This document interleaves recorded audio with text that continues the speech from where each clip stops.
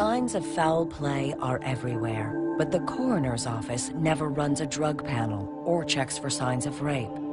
Instead, they write off Tammy's untimely death as an accident due to alcohol consumption. Paul was pretty ticked at Carla for not being more careful, and he blamed her for messing up what was supposed to be his pleasure. He began now to blackmail Homolka, saying, if you tell anybody what happened, I'm going to tell them that you did it. But Paul and Carla quickly move on and use the murder for more exaggerated sex acts. A couple weeks after Tammy's death, she dressed in Tammy's school uniform and pretended to be Tammy and spoke to Bernardo in a way that he demanded that she assume the role of her younger sister. The relationship has reached a new level of depravity. So what better time to start planning a dream wedding? She wanted a huge dress. It looks like the Disney princess. She wanted to ride away from the church in a carriage with a horse. She wanted pheasant under glass, which is an extraordinarily expensive thing to serve at your wedding.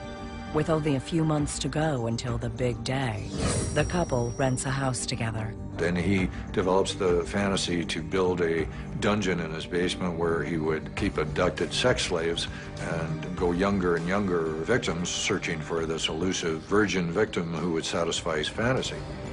Now to find the perfect girl. He was just wandering through backyards, and just by a pure chance, he sees Leslie Mahaffey. I mean, Leslie Mahaffey was absolutely beautiful girl. I mean, from the inside out, just really upbeat, lots of fun, kind, sweet, generous, great kid. A typical teenager, she's out past her curfew and has forgotten her house key. So she sort of went into her backyard, and there's Bernardo. And he offers her a cigarette, and then he abducts her at knife point.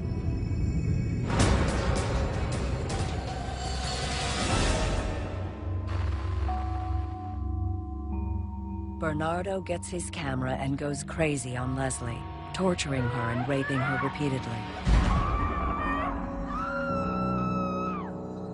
In between his sessions, he offers her some wine. Carla flips out. Paul is using the good crystal. The bride-to-be knows her fiancé's kidnapped a young girl so that they can bind, torture, and rape her together. And she's mad because the victim's lips touched her crystal wine glasses. She's one demonic piece of work, and she's about to take that bizarre fury out on her victim. Carla loses it, unleashing on the captive, assaulting and torturing her while Paul films and directs. More than 24 hours after Leslie was abducted, they've had their fill. But their plan changes when the blindfold slips and she sees their faces. So with drugs left over from Tammy's death, they drugged Leslie Mahaffey, and when she was under the effects of the sedative, Bernardo strangled her. After cleaning the crime scene, they stash the body in the basement. After all, Carla's parents are coming over for dinner, and they can't have a dead girl just lying around.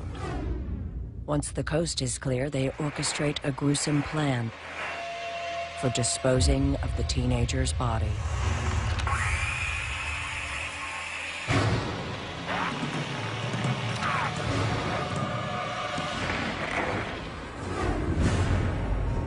They cut Leslie up into pieces and decapitated her. And Bernardo mixed cement, and he immersed Leslie's limbs into blocks. His plan was to dump them in a nearby lake. Carla helped him carry some of the concrete slabs to the nearby lake, and one of them was so heavy they couldn't get it in the water. 2 weeks later, it's their wedding day. A very elaborate wedding. They had a horse and buggy. You look back on it now, it's almost incomprehensible. 2 weeks after you murder and dismember somebody, then you get married. The day they were getting married in all that glamour, first some fishermen and then ultimately the police saw some of the cement-encased limbs bobbing to the surface. Dental records identify the body as Leslie Mahaffey. But there isn't a shred of evidence to tie the crime to the newlyweds, who are off on their honeymoon in Hawaii. Carla makes use of the video camera again, this time to profess her undying love to her new husband.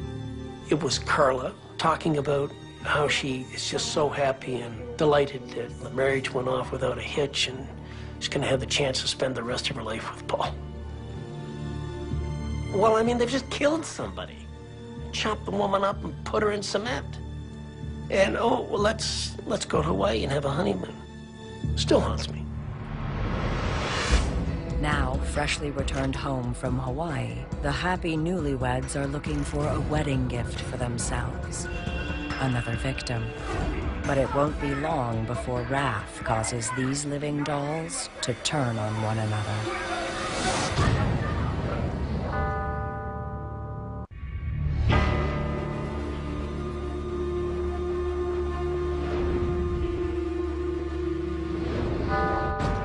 Newlyweds Paul Bernardo and Carla Homolka are back from their honeymoon. With a renewed lust for blood and sex, they set their sights on 15-year-old Kristen French. A remarkable, beautiful girl, very athletic, just sweet, sweet, sweet. You know, it would never hurt anybody. She was walking home and she was passing by a church, and there's the car, and there's Carla, and she's got this map out and she's trying to fold it open and she's asking for help. And then that's when Paul Bernardo came out of the car and shoved her in back. It was Carla who kept the pressure on Kristen French's head, pulled her hair to make sure that she couldn't alert anybody that she was being kidnapped.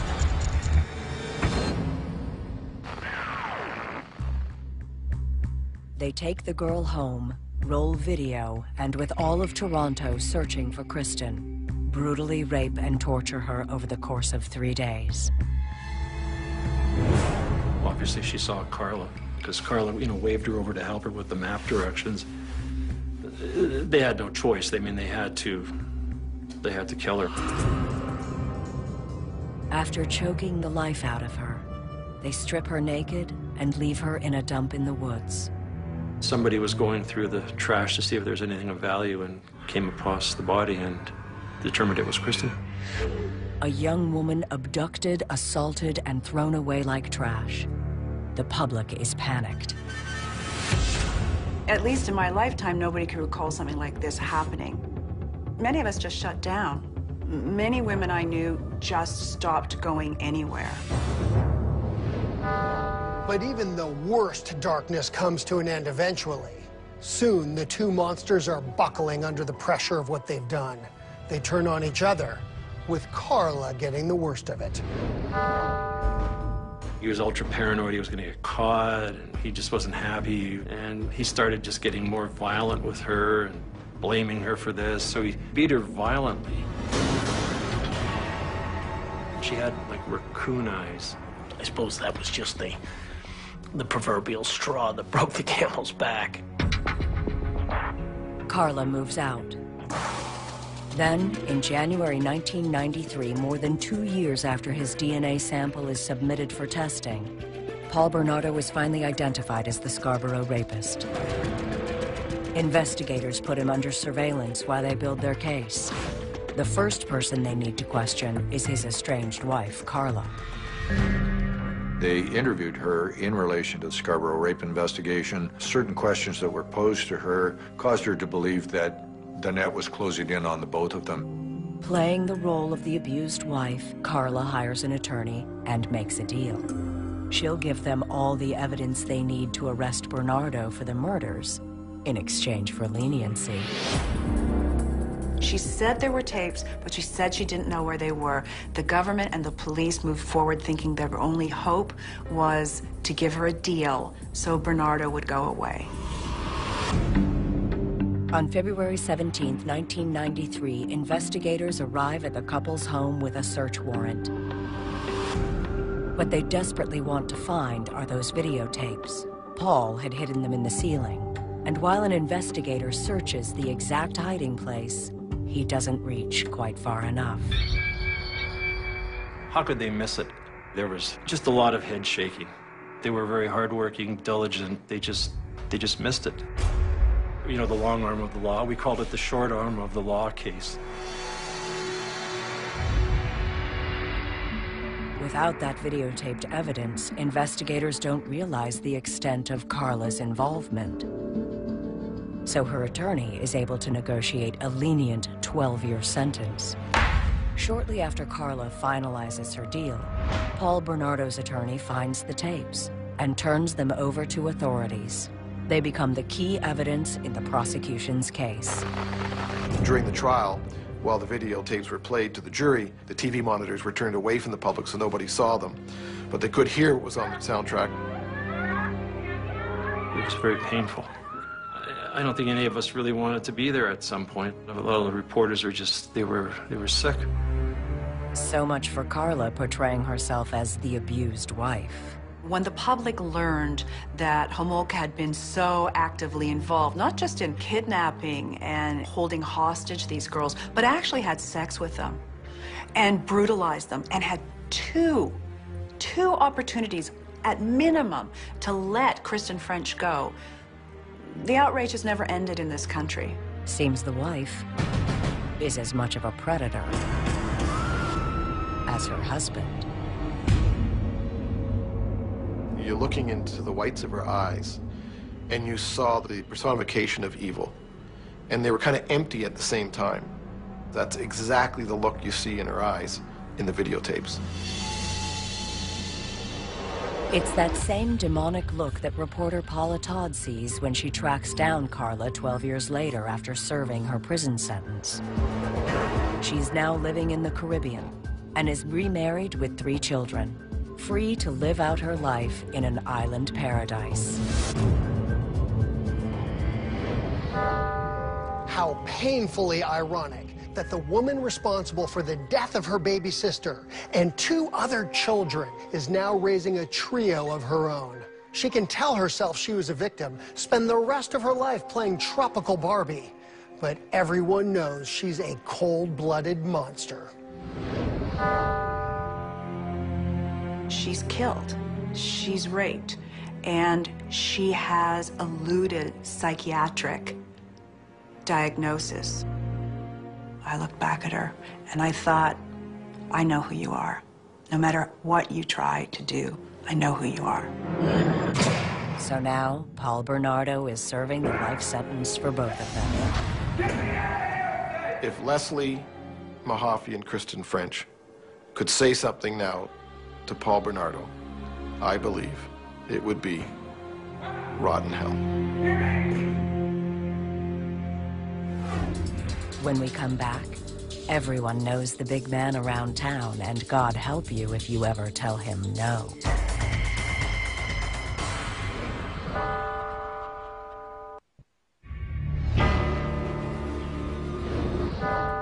The little town of Nixa, just outside Springfield, Missouri, is the kind of place where everyone knows each other. And one prominent family always has people talking: the Carnahans. Garnett Carnahan is a self-made man, rumored to be the richest man in Nixa. He owns an aluminum foundry, one of the biggest businesses in the region, and he's got a big family to go with it. They lived at the Carnahan compound, and yes, they did have foster children who were adopted. There was a communal living arrangement. One Carnahan stands out: Garnett's pride and joy, his son Gerald. Garnett brought Gerald in to learn a lot more of the business, the sales part of it, research and development.